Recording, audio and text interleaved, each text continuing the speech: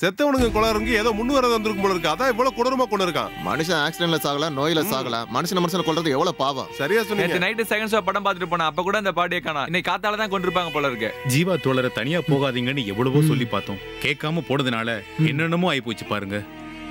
நம்ம தப்பு பண்ணிட்டோம் தோழரே. நம்ம கூடவே போயிருந்திருக்கணும். போயிருந்தா இந்த மாதிரி பிரச்சனை வந்திருக்காது. ஜீவா தோழருக்கு நேரம் சரியில்லை. அவர் தலையெழுத்து இப்படி இருக்கிறப்ப நாம என்ன பண்ண முடியும்?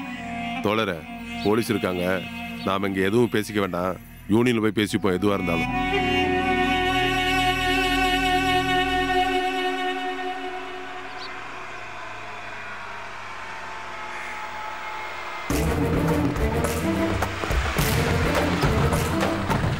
சார் வணக்கம்.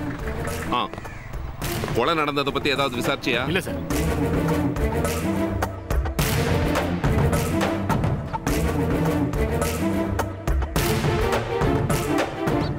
டெட் பாடி பக்கத்துல ஏதாவது வெப்பன்ஸ் இருந்துச்சா? எதுவும் இல்ல சார்.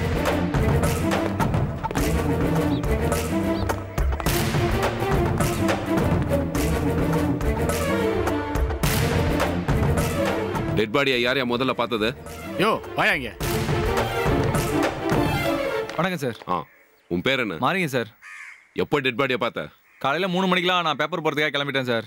வர்ற வழியில பார்த்த போது கீழே விழுந்து கிடந்தாரு.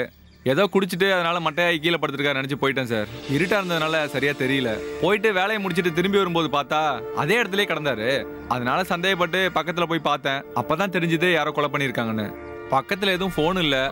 அதான் அண்ணாச்சி வீட்டுல போய் போன் பண்ணேன். உங்களுக்கு யாருக்காவது இந்த கொலையை பத்தி தகவல் தெரிஞ்சா பயப்படாம சொல்லுங்க. பிரச்சனை வராம நான் பாத்துக்கிறேன்.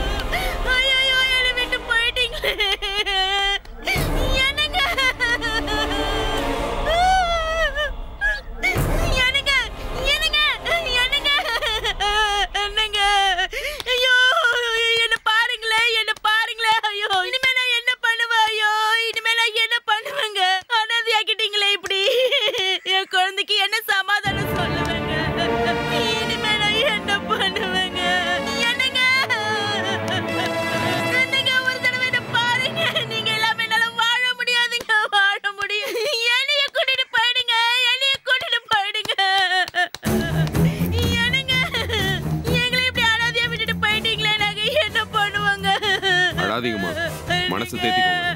எப்படிங்க மனசு தேத்திக்க சொல்றீங்க? நான் போகும்போதே சொன்ன போகாதீங்க போகாதீங்க போகாதீங்க தரத்தல அடிச்சுக்கிட்டேன். இப்படி அனாதையாக்கி விட்டுட்டு போயிட்டாரு. ராத்திரி எங்கம்மா போனாரு? ஜீவானு ஒருத்தர் ஃபோன் பண்ணாங்க. டென்ஷனா பேசிட்டு இருந்தாரு. என்னன்னு தெரியல. இவர் கம்பெனில வேலை பார்க்கற போல யூனியன் லீடர் நினைக்கிறேன். அந்த பாவி இப்படி கொன்னுட்டானே. என் புருஷனை கொன்னுட்டானே. என் குடும்பத்தை நடுத்தர நிக்க வச்சுட்டானே.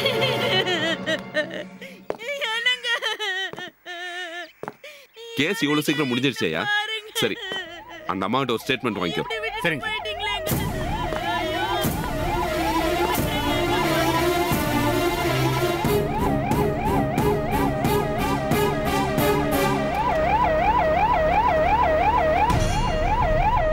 நல்லவங்களை சந்தேகப்படுறது ராமாயண காலத்துல இருந்தே நடந்துட்டு தானே இருக்கு.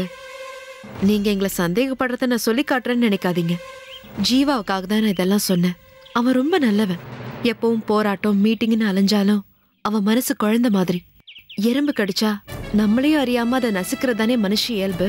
அந்த எறும்பு கூட ஜீவா தட்டி விடுவானே தவிர கொல்ல மாட்டான்.